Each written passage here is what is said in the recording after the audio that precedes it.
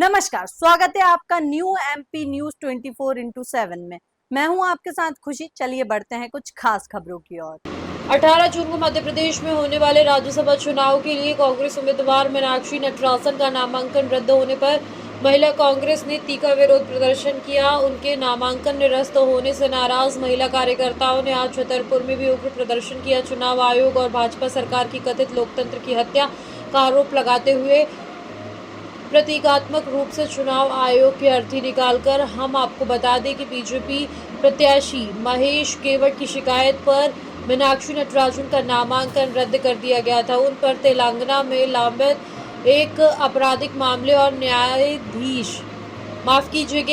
न्यायालीन notice की जानकारी हलफनामे फॉर्म 26वें में छिपाने का आरोप लगाया गया था, जबकि कांग्रेस ने इसे निराधार बताया। पीसीसी मेंबर दीप्ति पांडे ने कहा कि ये सरकार महिला विरोधी है, सिर्फ महिला वंदन के नाम पर दिखावा करती है। उन्होंने कहा कि ये सरकार पहले वोट चोरी करती है, अब सीट चोरी भी करने लगी है। धरना प्रदर्शन के दौरान बड़ी संख्या में महिला कांग्रेस के पदाधिकारी व कार्यकर्ता मौजूद रहे।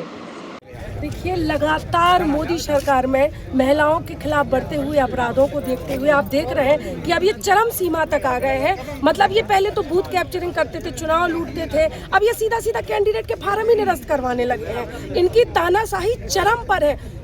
पीड़ित, शोषित, वंचित वर्गों की आवाज ये कांग्रेस परिवार बनता है। महिलाओं के खिलाफ जो अपराध है, ये पूरा देश, मध्य प्रदेश तो नंबर 1 है। आए दिन महिलाओं के साथ घरेलू हिंसा और बलात्कार जैसी घटनाएं घट रही हैं। पर अब सबसे शर्म की बात है कि देश के सर्वोच्च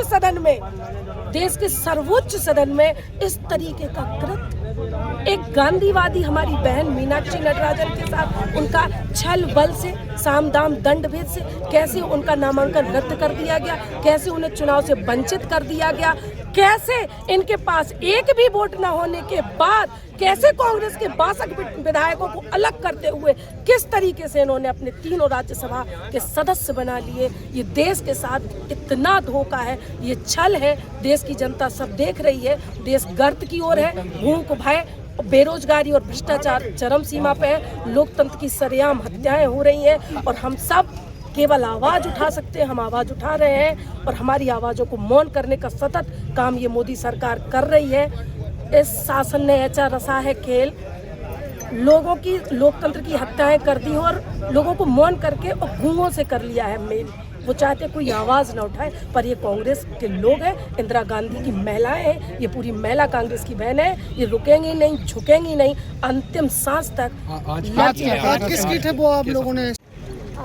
जैसा कि आपने देखा कि यहाँ पे हमने चुनाव आयोग कलेक्टर ऑफिस के सामने आके अर्थी जलाई और एक संदेश देना चाहा इस देश की महिलाओं की तरफ से। चुनाव आयोग को जो भ्रष्ट हो चुका है, जो मोदी सरकार के आगे अपने आप को नतमस्तक कर चुका है, उनके आगे इस तरीके से झुका है कि उन्होंने संविधान को ताक पे रख दिया है।